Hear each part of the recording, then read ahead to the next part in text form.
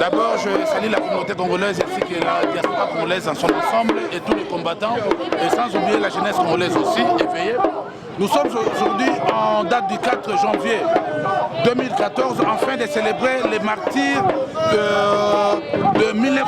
4 janvier 1959 au Congo, exactement à l'époque coloniale.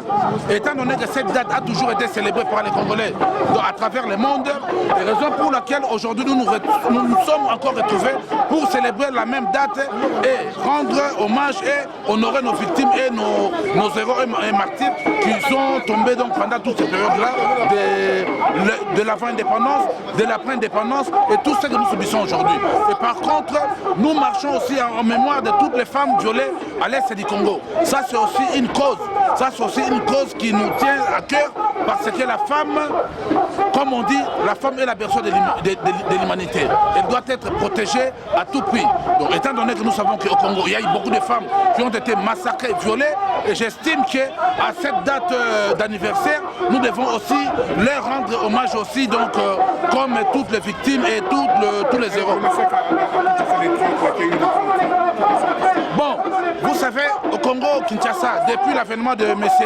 Kanambe Hippolyte au pouvoir en République démocratique du Congo, il y a toujours eu de mise en scène de tentatives de coup d'État. Si vous le savez, et si on peut en compter, on peut arriver à une soixantaine qui ont toujours été déjouées. Vous comprenez?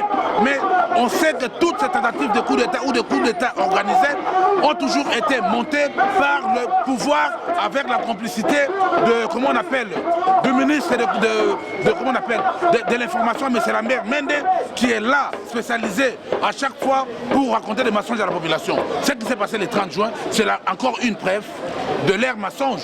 Vous comprenez? Parce que nous savons que le gouvernement congolais actuel en place est, comment on l'appelle, spécialisé en mensonge en mensonge. Mais ce qui s'est passé le 30 juin, on nous cite Mukungubile. Mais Mukungubile est en ramification avec M. Kabila. Vous comprenez? Parce qu'ils sont d'une même famille. Et ce que Mukungubile a fait n'a pas été, comment on appelle, perpétré au hasard. Ça a été perpétré avec le gouvernement, avec le ministre de l'information. Et ça, la raison pour laquelle nous dénonçons cela. Parce qu'il y a eu des innocents qui ont perdu des vies.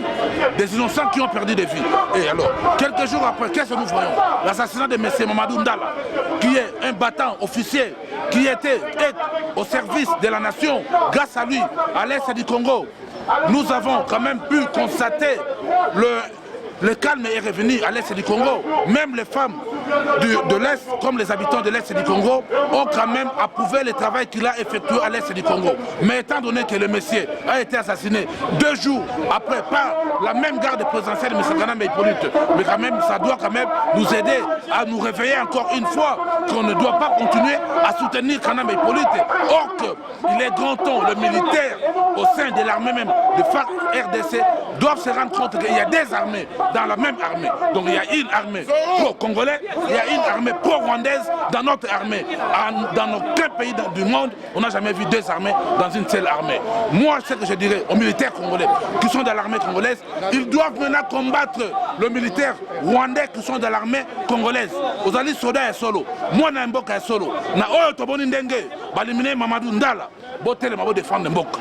Si vous êtes même un capitaine, un sergent, un lieutenant qui a la même détermination que le colonel Mamadou Ndala, dont je cite que son âme repose en paix, prenez le chemin de défendre le pays parce que vous êtes vendus, vous êtes trahis par les hiérarchies militaires.